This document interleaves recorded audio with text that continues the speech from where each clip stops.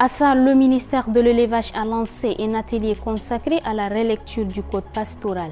Pendant 2 jours, les autorités vont examiner des questions essentielles afin de doter le pays d'un cadre juridique adapté aux attentes des acteurs du secteur.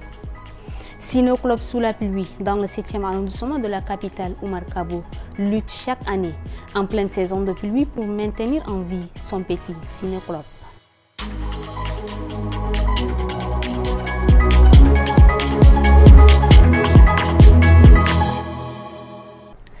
« 1er septembre 2025, mesdames et messieurs, bonsoir et bienvenue dans cette édition.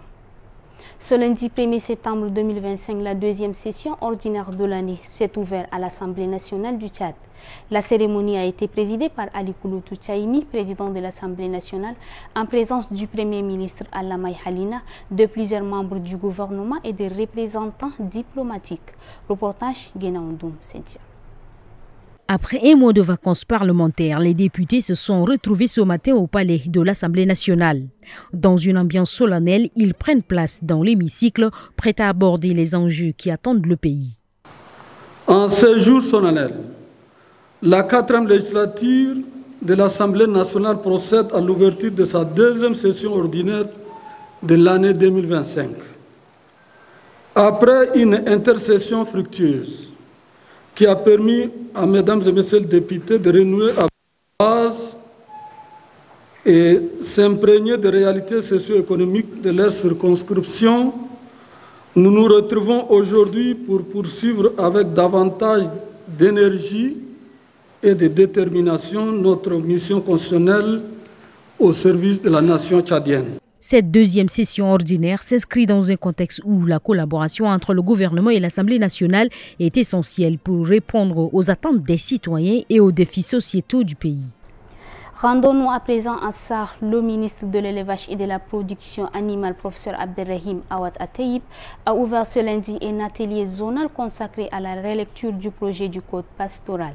La rencontre réunit des représentants venus de Donogon, du Mandoul et du Moyen Chari. Pendant 2 jours, une centaine de participants échangent autour de thèmes clés: gestion de l'espace pastoral, droit d'accès aux ressources, devoirs des éleveurs et agriculteurs, propriété du bétail, mais aussi mécanismes de prévention et de règlement des conflits. Les autorités locales saluent l'initiative. Pour elles, c'est une occasion d'examiner les causes des tensions récurrentes entre agriculteurs et éleveurs, accentuées en saison des pluies. Pour le gouvernement, cette démarche participative doit permettre de doter le Tchad d'un cadre juridique moderne et consensuel répondant aux attentes des éleveurs comme des agriculteurs.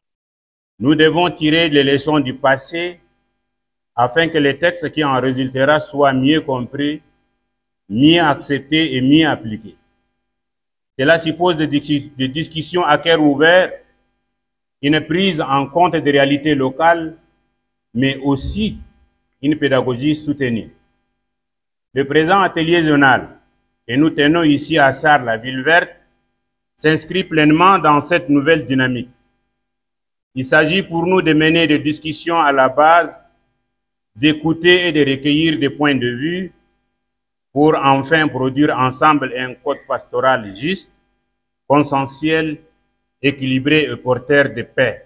Les travaux prendront fin mardi 2 septembre avec la présentation et l'adoption des conclusions de l'atelier. Mais déjà, les évêques de l'Église catholique expriment leur rejet du projet.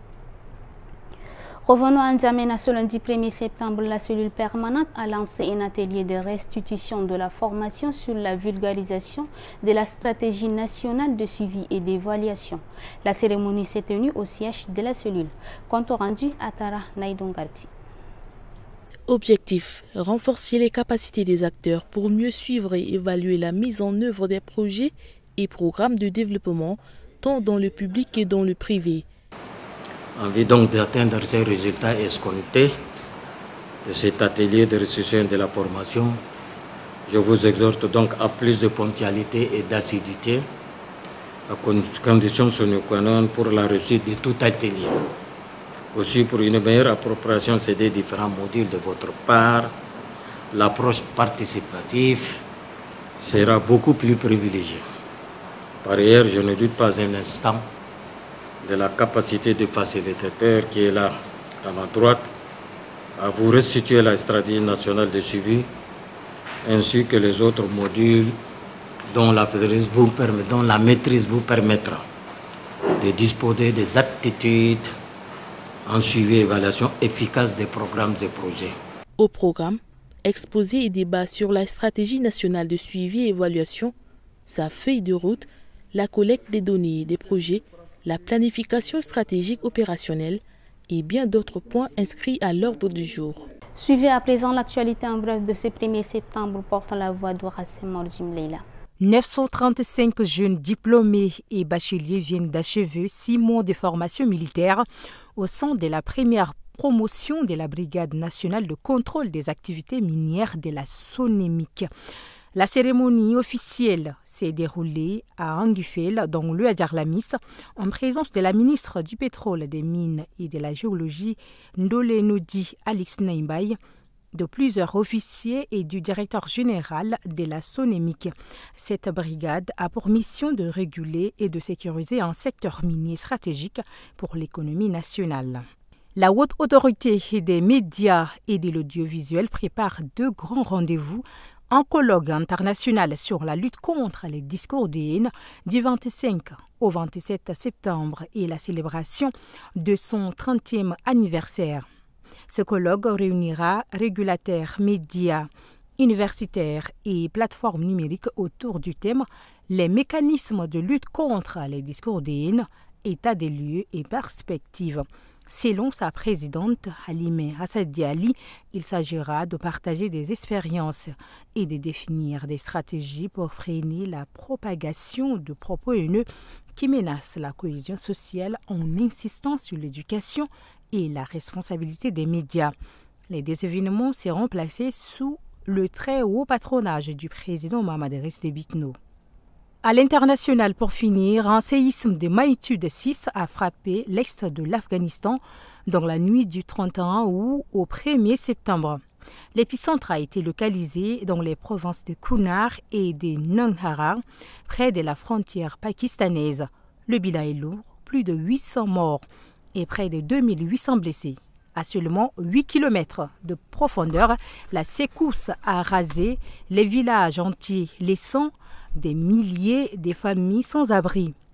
Des répliques dont une de magnitude 5,2 complique les opérations des secours. Le gouvernement a mobilisé hélicoptères et équipes médicales, tandis que l'ONU, l'OMS et plusieurs ONG acheminent déjà une aide d'urgence. Ce drame rappelle la vulnérabilité extrême de l'Afghanistan face aux catastrophes naturelles dans un contexte marqué par une crise humanitaire persistante. Le ministre de l'Éducation nationale et de la promotion civique Aboubakar Assidik Choroma a lancé officiellement ce 1er septembre la rentrée administrative de l'année scolaire 2025-2026. Une déclaration solennelle a marqué le coup d'envoi. Ce matin, nos reporters ont fait le tour de quelques établissements de la capitale pour constater la présence du personnel. Reportage Abdelaziz Mohamed Abakar et Bayon Krios, rendu par Hassan Morjim Leila. Au lycée Félix Eboué, pas d'élèves dans la cour ce matin. Mais l'administration, elle, est bien en place. Proviseurs, censeurs, surveillants, tous préparent la rentrée scolaire prévue dans quelques semaines. Organisation des emplois du temps, répartition des tâches, vérification des enseignants, le travail se met déjà en marche. Nous avons eu à travailler sur les emplois du temps, la répartition des listes de classes, l'identification des classes, tout est fait. Et donc tout est déjà prêt aujourd'hui. Maintenant, on attend que les enfants et les parents viennent pour pouvoir s'inscrire et être orientés tout simplement. Donc en termes de préparatifs, tout est prêt, j'allais vous dire. Cette année, les élèves des classes d'examen reprendront le chemin de l'école dès le 15 septembre. Pour les autres, la rentrée est fixée au 1er octobre. Dans le 7e arrondissement de la capitale, un petit cycloclub tente de résister face aux pluies. Connexion instable, fréquentation en baisse, recette en chute. Son gérant s'accroche, mais un rendez-vous survit à la météo. Les soirées de football. Suivez. Il est un peu plus de 21 heures. La pluie ne cesse pas. Pourtant, des dizaines de personnes traversent la boue pour rejoindre ce ciné-club coincé entre 2 immeubles. Dans ce quartier du 7e arrondissement, pas de film ce soir à l'écran. C'est le football qui attire la foule.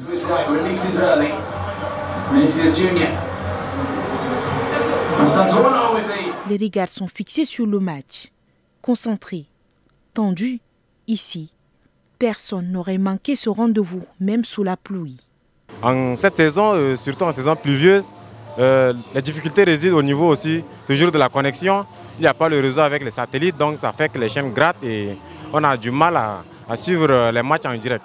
Et le second problème, c'est les rues, quoi. Quand il pleut, c'est difficile de sortir de chez soi pour venir au cinéma. Puisque la distance est un peu lointaine, il nous est un peu difficile de tapoter la boue avant de venir au cinéma, c'est distraire, quoi. Quand il pleut déjà, on n'a pas une sortie. On a du mal à sortir. Mais derrière cette passion, la réalité est plus fragile. Depuis plus de 10 ans, Oumar Kabo gère cette salle. Chaque saison de pluie, il voit son activité s'effondrer. Franchement, c'est compliqué. Quand il pleut, les gens sortent moins. Les soirs, la route est mauvaise, l'eau entre parfois même dans la salle.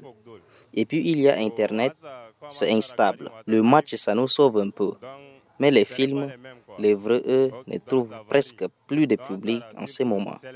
Et forcément, la recette chute. En attendant l'histoire plus clémente, ce sont les matchs qui font vivre le lieu et qui continuent de rassembler. Merci Aimé, ainsi prend fin cette édition. Bonne suite de programmes sur Chat Info.